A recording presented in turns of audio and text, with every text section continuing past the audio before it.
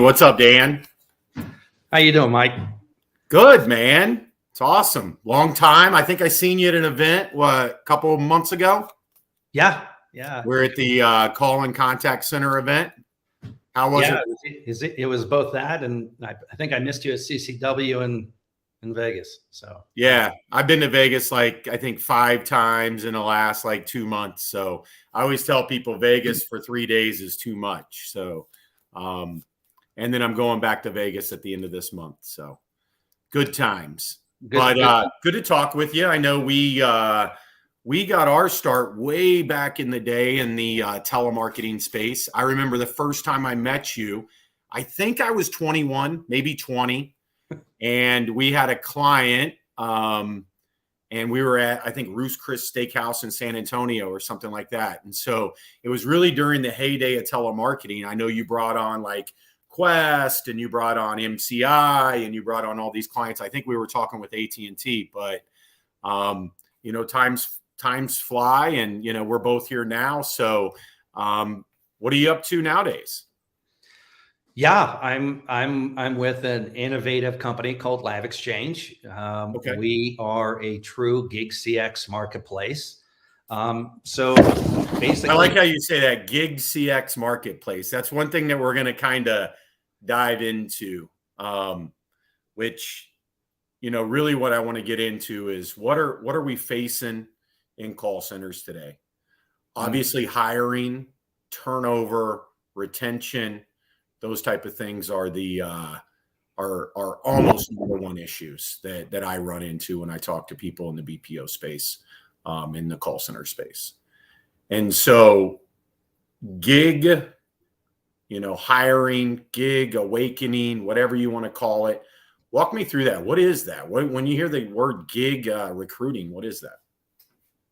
Yeah, it's a marketplace composed of over 150,000 pre-vetted, pre-screened, talented and articulate, well-spoken, educated agents. Well, we call them service providers in the gig world. And the BPO and the enterprise is able to leverage through 𝗲𝗂𝘁𝗁 that marketplace for that labor.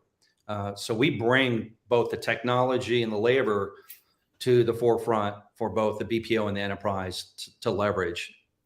Okay. So almost like I guess you would almost like a recruiting arm per se.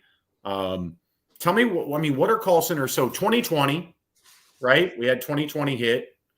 I was running call centers with the company at that time, and we had internal call centers. We sent all our agents home, right?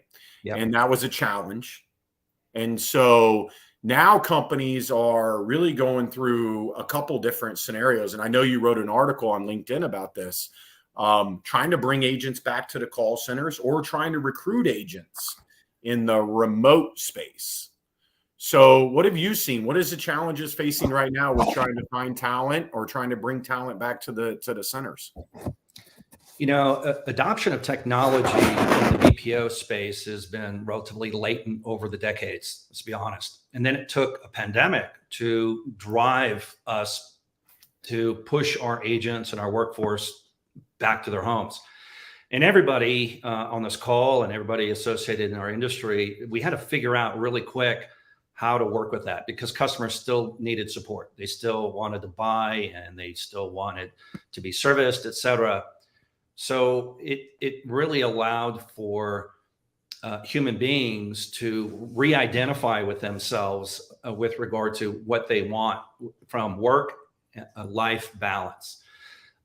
We talk a lot about health and wellness at the workplace. We talk a lot about toxic work environment and the 100 dynamics we could talk about for a couple of hours when we talk about the work ecosystem.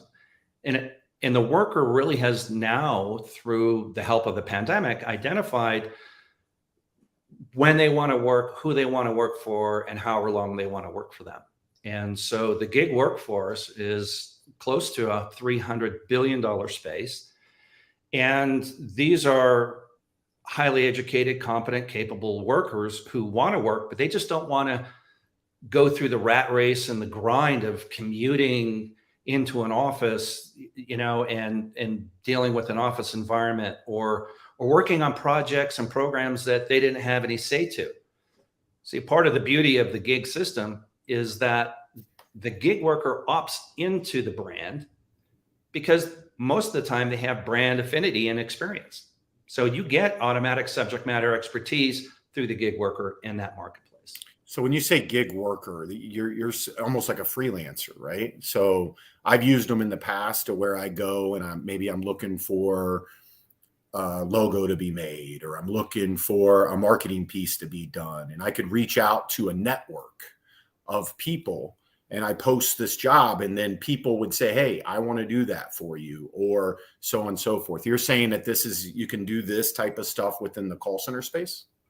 Yeah, our BPO partners and our enterprise partners, they tell us, I need 20, 50, 100, hundreds of people working on a program, and they need to fit this particular profile. They need these skill sets. They need these language capabilities. By the way, we have access just in North America to over 24 different dialects. And they're also saying, coming to us saying, look, we have problems with hard to staff shifts, seasonality, call volume spikes, ongoing programs that are difficult that we can't, project properly. And so there's a lot of challenges that we fill, a lot of gaps that we fill through that gig workforce, because Mike, we can, with 150,000 resources, right? Human assets, that's a lot of flexibility and capability to go out and procure talent for our clients. And we hear a lot about the Great Resignation, the Great Reshuffle.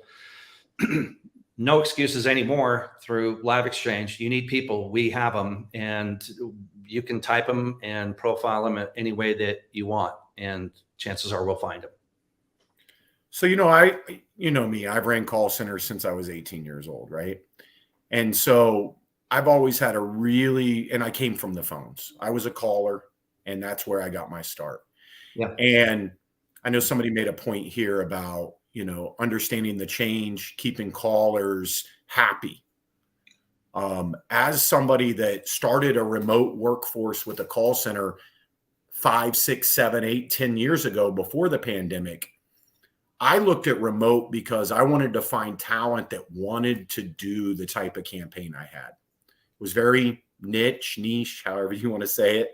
And so when I looked at it, I said, this is a unique campaign. It was political, so it's very hypersensitive. And I needed to go find people that wanted to do that work. So technology at that time was just getting to the point where you could have agents at home. You had internet connection, stuff like that. And so I was able to go to these areas and these pockets of places in the US and find talent that felt like it was almost a duty to do this type of job. And obviously we realize, being in the space, that if you can find somebody like that, your chances of performing and your chances of increasing results just goes up, right? Yeah, right. The old school way was we recruited within that particular brick and mortar geo, and we recycled through that talent over, however many years that location has been there. Finding talent through our digital age is so significantly better. And, quite frankly, a lot of the workforce grew up in the digital economy. So we're already familiar with working on our phones and laptops and all of the applications associated. So the call center can be actually and should be redefined. Really, it's not just a brick and mortar location anymore, right, Mike?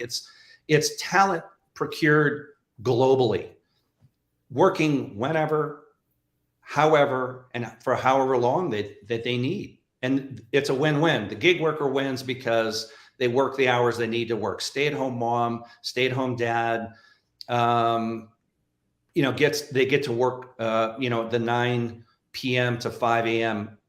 shifts. So the company wins because they get fully staffed. The gig worker wins because they get to make the money they want to make and work the hours they want to work. And you're talking about, you know, a happy agent equals a happy customer. Absolutely. Nobody's happier, given multiple surveys, that the gig workers 13 to 24% more satisfied with their work and productivity than a standard FTE. I'm not chained to a desk. I'm not being hired and told that I got to work for this particular logo or this brand. The gig worker opts into that and, you know, choosing the hours that they get to work. They tend to be much more productive because they don't have, think about this. They don't have the commute. They don't have, you know, all the downtime associated with the challenges of working in an office. The organization, the enterprise, and the BPO, they win because they don't own the exposure and liability of having to own the FTE. They just can now focus on accelerating in performance, satisfying that employee, focused on the KPIs and the CSATs that are really most critical. I think a couple questions we had was they were wondering about the dialect. What kind of access to dialects is in that gig worker workforce? Yeah, we can source, like I said, up to 23 different languages and multiple dialects. We also test for that too. So we recruit, we test, we validate, we certify, and we present that candidate to our client, who has complete and utter oversight of that particular gig worker, otherwise known as a service provider. Okay. So it's an augment to what they're currently doing, not a replacement of. That's really important. We're not a BPO. We're not an outsourcer. We are not a staffing agency. We're a true white label gig CX marketplace. We kind of invented it for the most part. So now companies can come to us and source through our marketplace. We present that talent back to the organization, and they get to choose who they bring aboard. And by the way, who they don't want to bring aboard, and or who stays on the program and who doesn't stay on the program.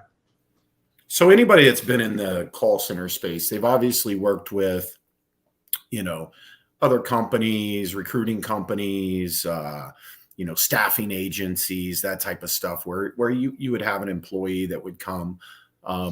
What makes it different? So let's say I had 10 employees start on a project and, you know, 7 of them were just not very good. What's the difference in the gig workplace versus, you know, a staffing agency where maybe I have to keep them or replace them and it's a long period of time, or maybe they're really good and I want to bring them on full time? How is that different from what you guys do?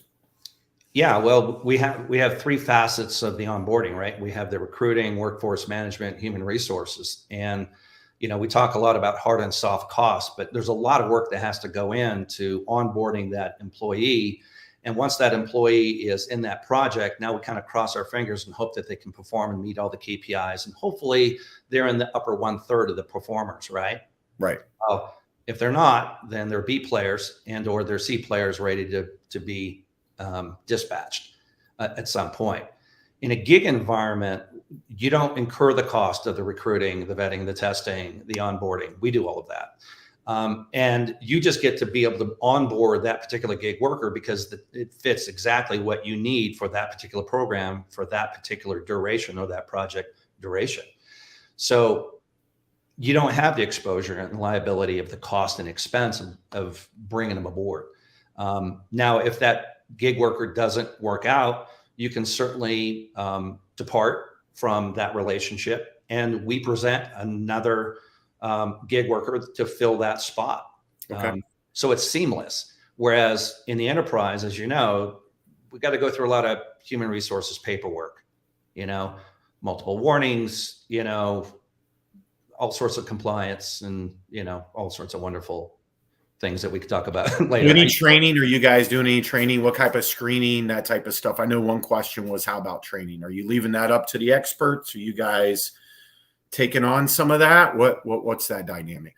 Yeah, no, it's a full partnership. We have a back office of subject matter experts that collaborate with the enterprise and the BPO operations staff as well. So we can do as much or as little as they need. So it's the client's training. It's falls all under their umbrella, their supervision and their oversight. Or we could do some of that for them as well. If it's a small program and it's a train the trainer, we can certainly do that. And we pick up some of those programs. We do that with some of our clients already, where we do all the heavy lifting and they just manage the performance and coaching. Okay.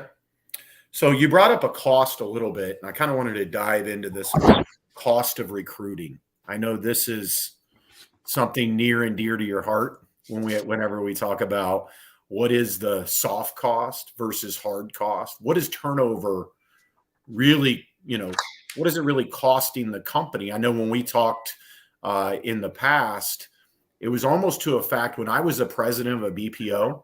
Yeah. I didn't even want to look at it. You know why? Because I knew it was 200, 300, 400, 500%, right? Because the old adage, especially in outbound calling, where there's a heavy performance piece tied to that, where you keep your top 20%. You have that mushy middle that you try to make good, and then you're constantly turning over that bottom percentage. And so I know you know the numbers, so let's walk through that. What is the cost of it nowadays for these guys? It's shocking, Mike, but when you talk to senior operations leaders and or middle managers, of course, they just talk about rate. What's your rate? That, again, old school thinking. In our world, we talk about margin. What is the margin that you need to procure both onshore, nearshore, and offshore?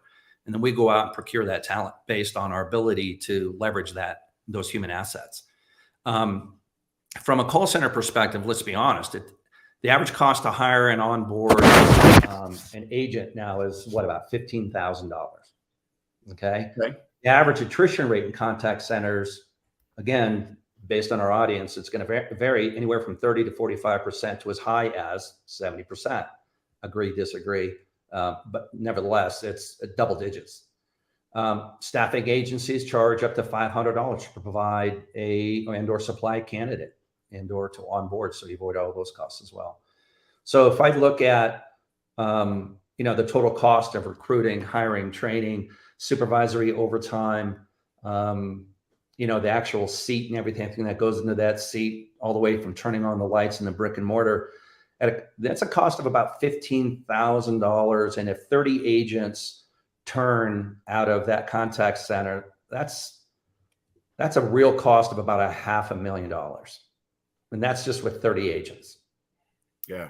So again, your math, for our audience purposes, your math will be different because your onboarding efficiencies, your recruiting efficiencies will be different.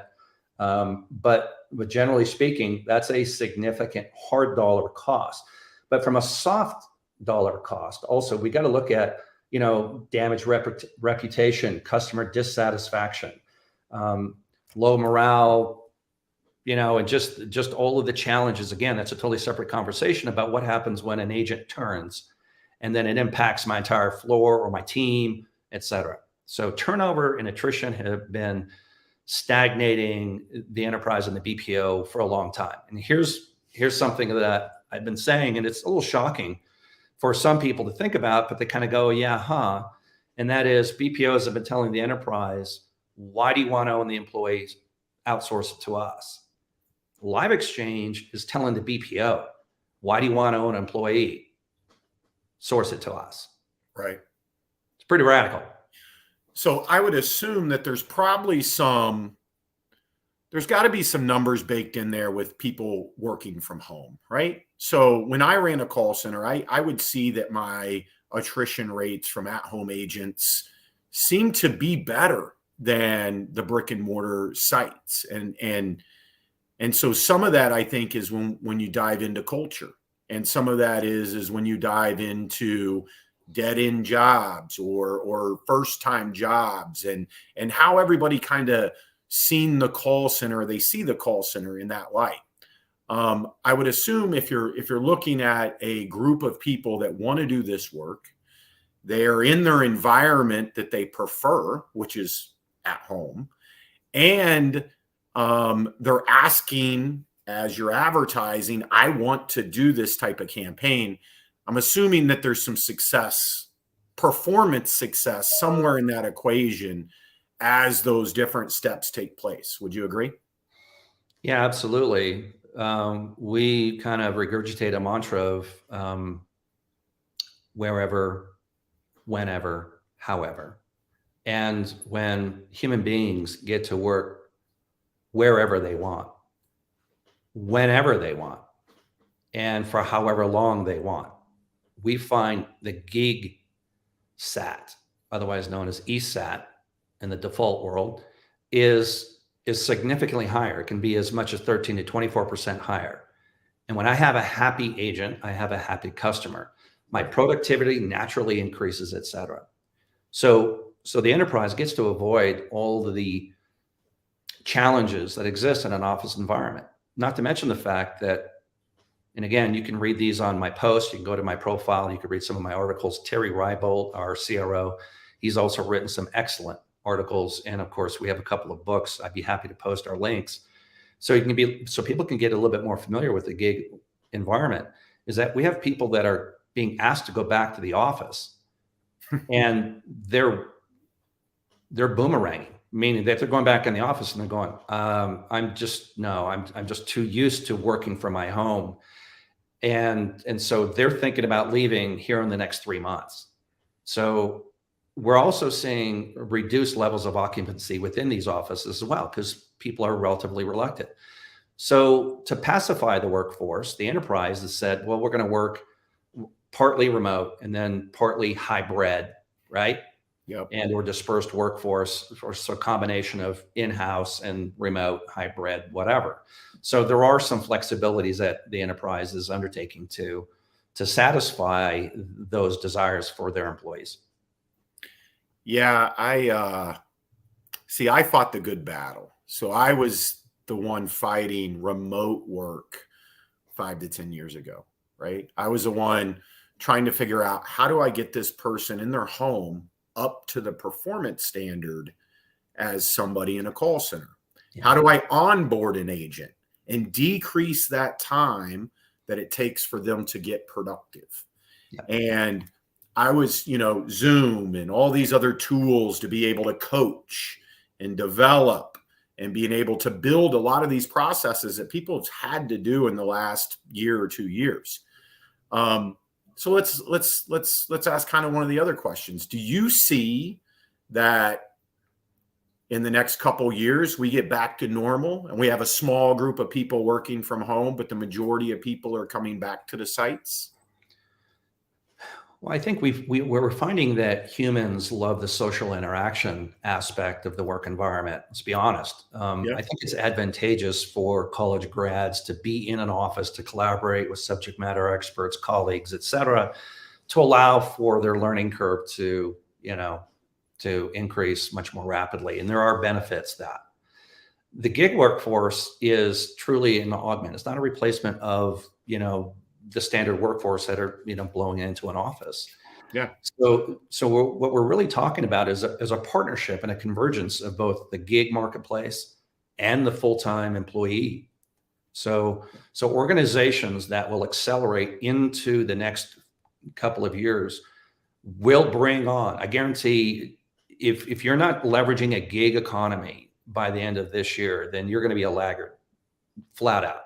Because organizations, we already have the technology and the capability to allow for that talent, which, by the way, it doesn't matter whether it's sitting in San Francisco, New York, Miami, Dallas, Fort Worth, or Minneapolis. Look, I want them aboard producing results from our organization and collaborating with the rest of my team. I can go out and do that today, and people are significantly more comfortable with doing that today just because we live in a digital economy today. So it's much easier. We weren't having this conversation 5-10 years ago, Mike. No, absolutely not. And, I look at it as what I've personally dealt with when, like, in political campaigns and other type of campaigns where I see a huge spike, right? So election time comes around every 2 years, right, for non-presidential. So I managed hundreds of thousands of hours, hundreds of thousands of people. And unfortunately, this is very temporary work. I'm talking 1 to 2 month spikes of, 50,000 people you need in a blink of an eye. Now, we had to do a lot of partnerships. We had partnerships with BPO here. And unfortunately, it was the BPOs that was struggling to manage this relationship, right? Because they had to bring on either a lot of temp workers, which is there's challenges there in general, or they had to move off of their other projects that they're currently working, and they just had to move off until the job was done and then move them on. This would seem like a perfect scenario. A gig worker would be a perfect scenario for those spikes, or that new campaign that comes on, or that 3-month tax season, something like that. Walk me through that. Is that kind of where you see a lot of foothold now, where you see a lot of BPOs looking for that type of work and that type of worker? Yeah, huge. We have a combination of ongoing ed tech, fintech, all the standard, verticals that we support, both ongoing and temporary. But because you mentioned political, we have the ability to source 10, 20 plus thousand hours a day, where old school was you'd have to source 20 different BPOs. It was very difficult, to deploy those people temporarily, especially in an FTE environment, and then blow them back into their core programs. It was a totally disruptive. It wasn't productive at all. So that's why you have a significant reluctance to jump into those particular programs, especially political. But where we gain significant traction is in retail, flower delivery, food delivery, gift buying online, those types of things during the holidays. Sure. Let's say flowers during Mother's Day and Valentine's Day, where we have call volume spikes significantly. Absolutely. That's something that we love to do. 60, 90-day projects, where I got to ramp up, hundreds of people and then ramp down. Insurance storm support, for example, when a hurricane hits, or, you can have policyholders picking up the phone and calling the insurance agency. That's only going to last, a few days, maybe a week, over a couple of months. Storm season, right? People in Florida know about that. And Texas, Louisiana. So those are areas that allow for both the BPO to say, yes, we can do that now because we can leverage the gig marketplace, and the enterprise to be able to look at us and say, how do we manage all these calls? How do we reduce abandons? How do we maintain KPIs and CSATs and happy customers? Well, now I can do that now. Pizza Hut, as a great example, one of our largest clients. Super Bowl advertising. Sure. A lot of people ordering pizza, and we were able to manage 99% of those calls, and That's awesome. And increase ticket value by double digits. I think somebody asked if you work with the airlines. Seems like it would be a great fit. I'm assuming they're saying that. Last time I called the airlines, I was on hold for 35 minutes. So do you work with any airlines now? We do not work with airlines today. Are we talking to airlines today? Yes. So absolutely. There are 3 that we're engaging currently. But again, I came aboard Live Exchange in December, and I got to be honest, I just cannot talk to enough people fast enough, Mike. You're doing what I thought about doing 10 years ago. I thought the whole 1099 market, let me hire as many agents as I can, and when they're available, they can hop on. When they're not, you guys have just put that in play. And I think that was kind of a lot of people's ideas back in the, when remote became a possibility. And it seems like it's a really good fit as what you mentioned for a lot of those temporary, but I'm assuming that, that's not the only. I mean, if it's a case where I can pre-vet, I can find people that want to do the type of work that I have.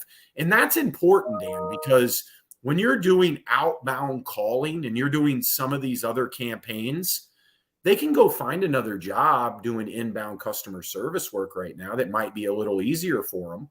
But you have people that prefer to do that. And if you can tap into those people that have that drive where they may want to do sales, or they may want to do collections, or they may want to do fundraising, it seems like that you can eliminate a big chunk of those people that just need a job.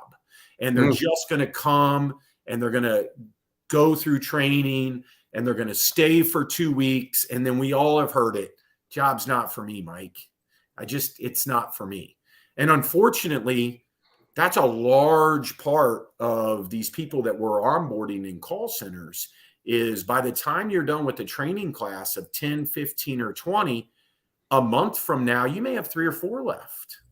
And I think that alluded to a lot of the costs that you were talking about, and being able to, look at those real turnover costs and come up with a plan to be able to fix that.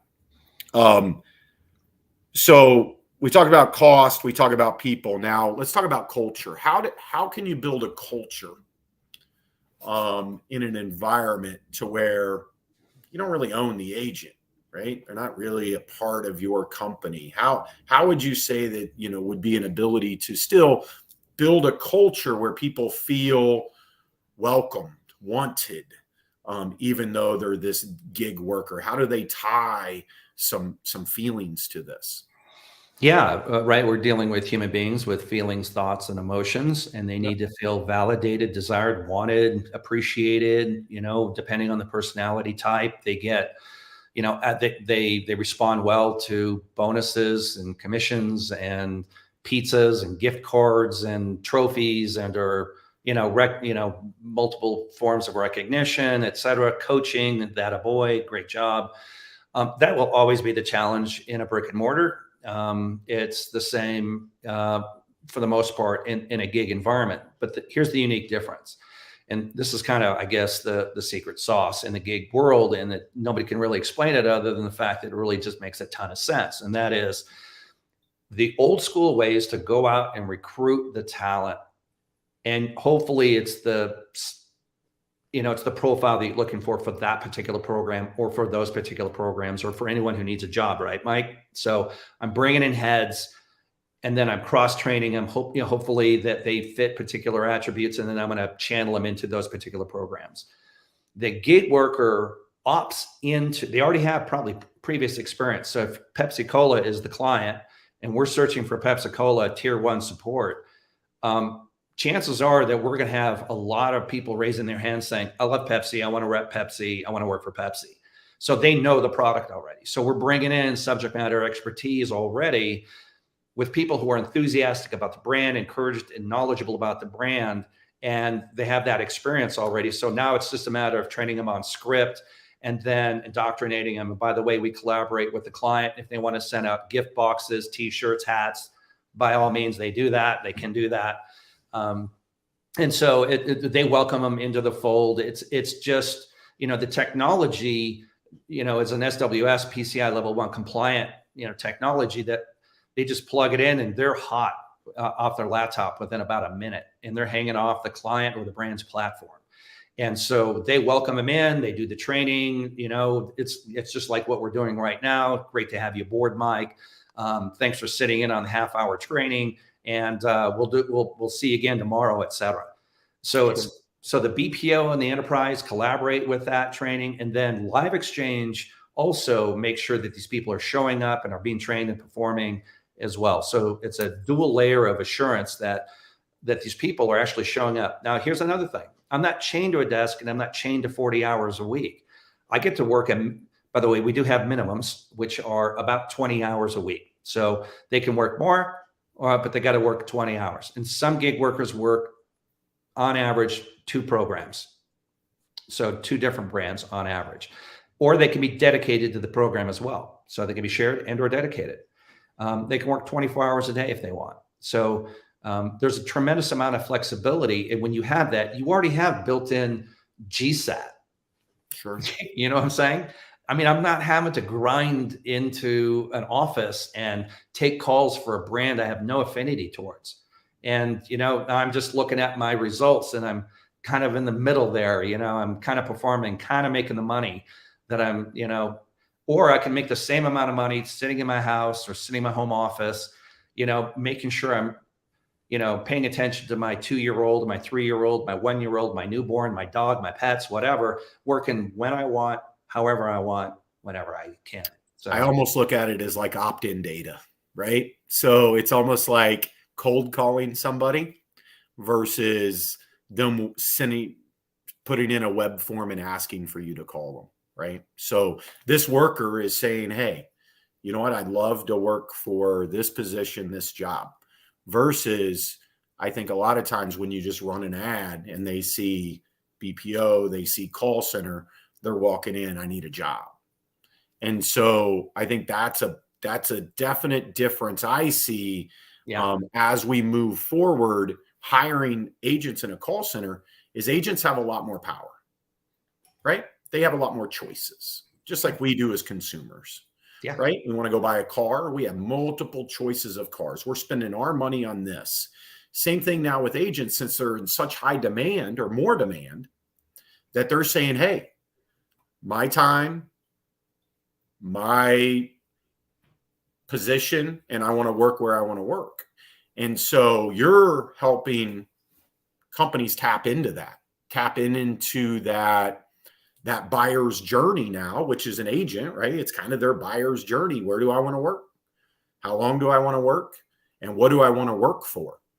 So I see that as a definite possible way to help build, a culture that, feels like they're wanted, feels like they're signing up for something that, a lot of times that opt-in, I'm ready to do this for you, Dan. I'm ready to make this happen is a lot different than this is what I have available. Do you want to do it?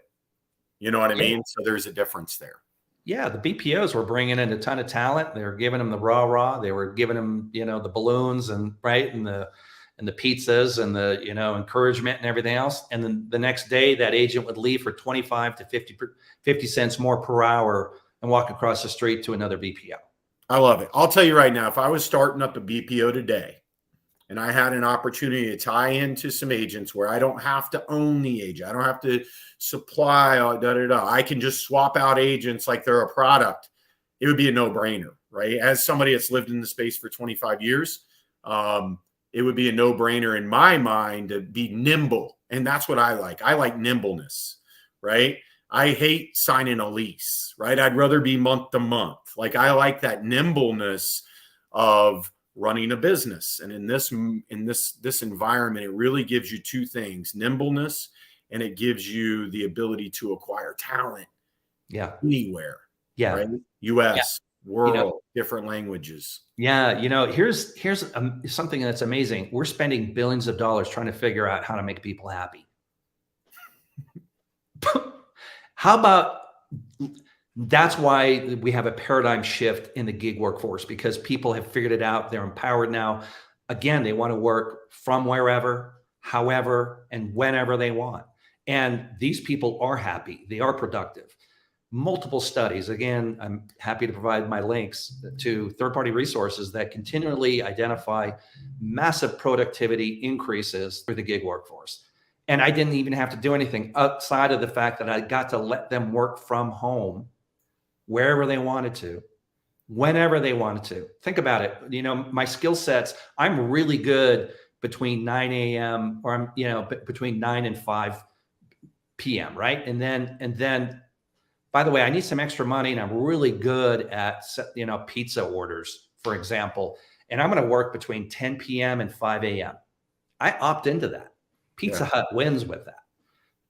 You know what I'm saying? I like it. So what is your minimums? So if somebody wanted to reach out and say, hey, Dan, talk to me more. I want to know more about this. I have a project that's coming up in a month. I'm going to need, 30 people. I'm looking to recruit those people, but I would prefer to, let's try it with the gig workforce. How did they start? How did they get a hold of you? How is the process work? Yeah, we typically with our new relationships with a 20 FTE equivalent or better. It can be English and or bilingual. We're good with that. Talent initially provided here in North America. So that'd be great. But we can scale globally as needed, but to start. And then a 90-day project duration. So we get enough at-bats that we can, prove out the program, and then we scale from that.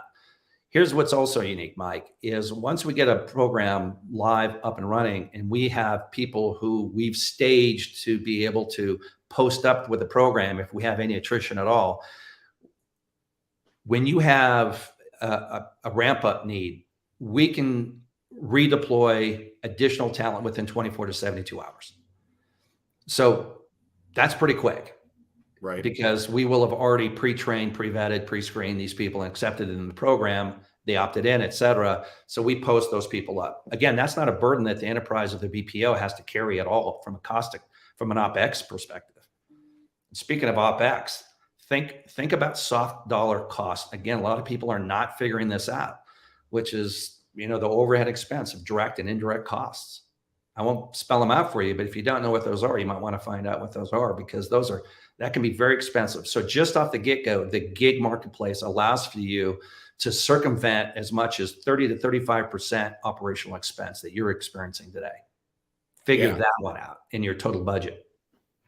No, it makes sense to me. And the flexibility, like I said, I love flexibility. I love to be able to, if I have a campaign, let's say for Senator somebody in southern part of the US, and I don't want you to go hire a bunch of people in New York, right? Like they're going to say, where are you calling from? Who are you calling from? Why would I, support this or blah, blah, blah. So it would give you that flexibility to recruit people that want to do the campaign, that can do the campaign and really filter out, some of the other things that you don't need. And I know when we talked, you said, if you need women or men, or you need somebody at a certain age group, you can find different recruits that fit that profile, which is amazing. And it's kind of what we do in the call center. We just do it sloppy, and we just, and sometimes with lack of resources, you got to put a square hole in a round, you just got to do it, and you got to make those choices. And a lot of time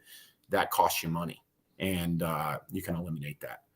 Well, I appreciate you coming on. I'm sure everybody can get a hold of you if you want to drop your email, or they can reach out to you on LinkedIn. That would be awesome. Any other questions about gig workforce, or any other final statements you want to make, Dan? No, thanks so much for having me. Y'all can find me under Daniel Akre and LinkedIn. Feel free to ping me. I'm happy to have a Q&A and just kind of walk you through it and, educate you about what we're doing with current clients, provide case studies. There's a white paper provided by Peter Ryan that's done a great job. I can also give you a free book to Don't Fear the Gig Worker. So I'll push that link out as well for anybody that's interested in that, so they can read about it and identify how they can morph into and accelerate in being a leader in their space rather than a laggard. Yeah, I think the bottom line is things are changing, times are changing, workforce is changing, and the way that you recruit, the way you retain talent also has to change. So I would love to get a copy of that book. I'll read it for sure.